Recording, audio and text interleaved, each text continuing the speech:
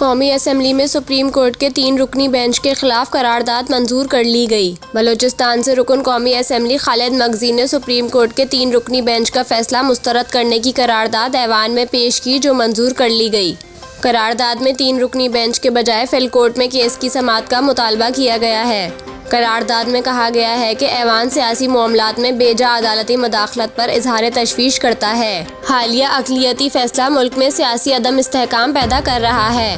वफाकी इकाइयों में तकसीम की राह हमवार कर दी गई है। करारदाद में कहा गया है कि ऐवान सियासी और मुआशी इस्तेहकाम के लिए एक ही वक्त पर आम इंतखाबात को मसाइल का हल समझता है।